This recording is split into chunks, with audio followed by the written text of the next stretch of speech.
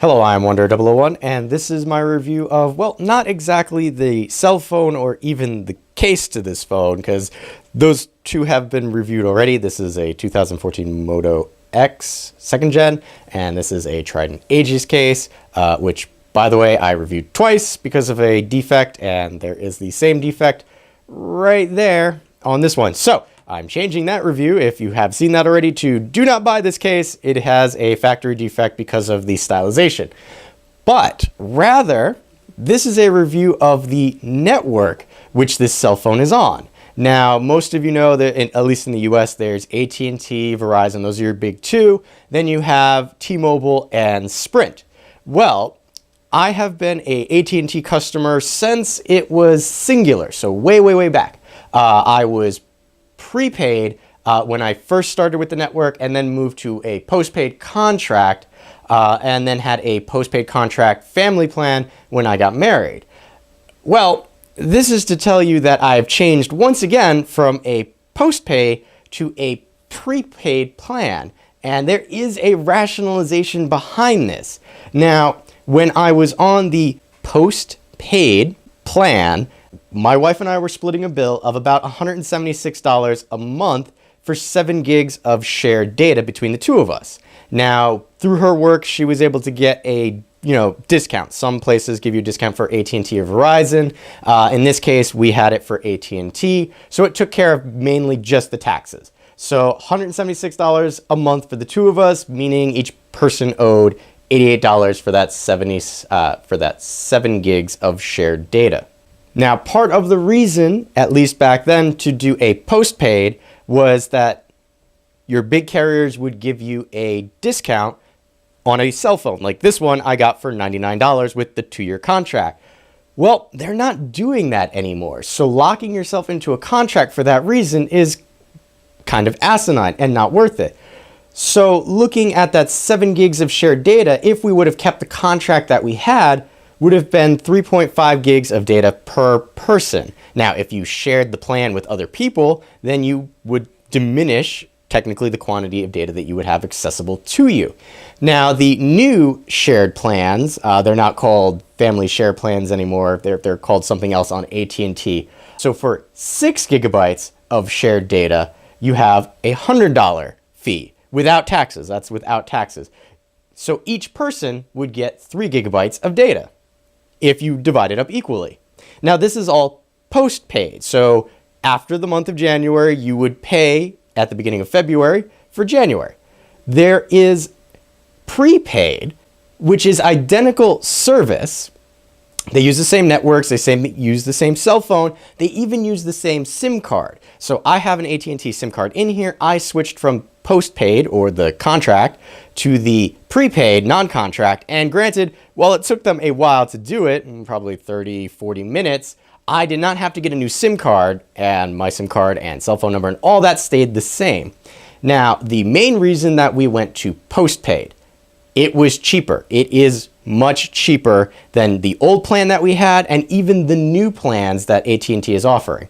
How so? Well, the prepaid plan that we have is for 4 gigabytes of data at $45 a month. Now, if you set it up for auto pay, that drops it down to $40 a month. Now, this is not including taxes because taxes are different wherever you live. With paying taxes at $45, for us it was like $48, and since we did the auto pay, it knocked it down to $43 a month. That's including taxes. So a little more than advertised, but much cheaper than what we were paying originally. And what I mean by that is, if we kept the plan that we were on, that's roughly $2,112 we were spending. With the new plans, the Go phones, we spend between the two of us $1,080, and both are including taxes. So that gives us a yearly savings of $1,032 switching to the Go phone, the prepaid as opposed to the postpaid. Now, using the 2017 plans that AT&T currently has for contracts, it would have been a total spending, again, this one's without tax, of $1,200. So the Go phone would still save us $120 a year. The beauty of it is, and think of it this way, both both postpaid and prepaid have rollover data. However, because each Go phone has its own line, I get 4 gigabytes of data just for myself, and my wife gets 4 gigabytes of data just for herself. And they get rollover. So since I don't really use a lot of data, when it rolled over to the next month, I had usable 7.9 gigabytes of data for the next month. That's more data per person than either of the plans that were pre-existing. So for us, it's great to have extra data for per person and have a lower price tag. And again, one of the main reasons, aside from the price savings, that we moved to the Go phones or prepaid, was the fact that you no longer can get a subsidized phone from a carrier. So either way, if you go postpaid or prepaid, you are going to have to either buy the cell phone outright yourself or do an installment plan through the carrier. I would rather buy my phone outright. With the Go phones and the new contracts for AT&T, they call them unlimited data, even though they say you get 4 gigabytes of data. What that is you get 4 gigabytes or maximum speed data, and then it throttles you down. So again, in that aspect, both plans are exactly the same. So it sounds like I really, really like the Go phone, and I really, really do, because I save a lot of money, and I like saving money, and you should too. Now, just keep in mind that the Go phone is not for everybody. My wife and I sit on Wi-Fi pretty much 90% of our day. She has Wi-Fi at work, I have Wi-Fi at work, and then we sit at Wi-Fi at home. So there's that 10% that we're using data. If you use more data than what we do, 4 gigabytes might not be enough for you. They do have other plans that are slightly more expensive, but still allow you to do prepaid. Now, even though I really like this, it is not without its faults. As a prepaid customer, you're almost like a second-class citizen. And what do I mean by that? There is an AT&T app that's supposed to allow you to keep track of your data usage and all fun stuff like that. Well, it came pre-installed in this phone because I got it from AT&T, and when I tried to use it when I was a prepaid customer, it directed me to their website. And speaking of website, as a prepaid customer, you only have to use a 4-digit PIN code. Now, I want to be able to use more than 4 digits. It will not allow me to do that. I want to be a little more secure, but I cannot. As a contract customer, you can do a 6-digit PIN code. So why not just have them both the same? Come on. And allow me to access it through the app. The last negative part about the Go phone is the spam. And I mean spam from AT&T.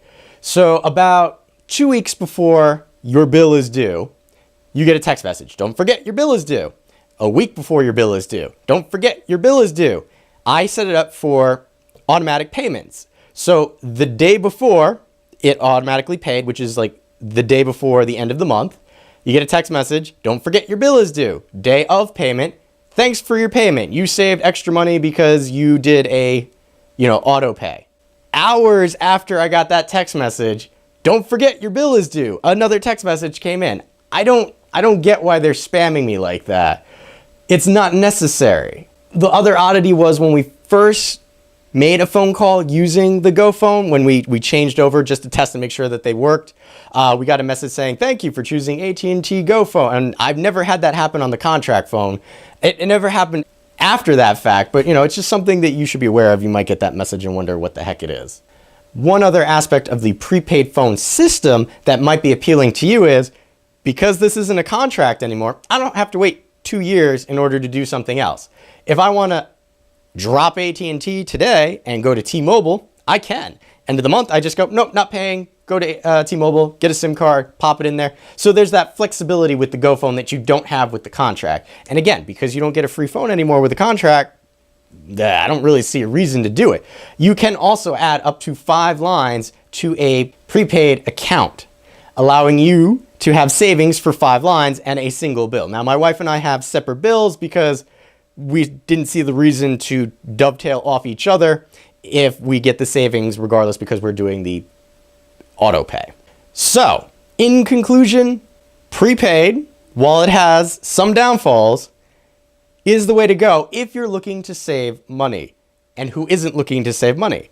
There are a few things that some people like with contracts. Again, contracts, if you have, if your work will give you a discount, you can use it on a contract. You cannot use it with prepaid phones. The prepaid phone is spammy. And by phone, I mean the actual cell service, not the phone itself. This is still the phone I had 2 years ago, actually 2.5 years ago now.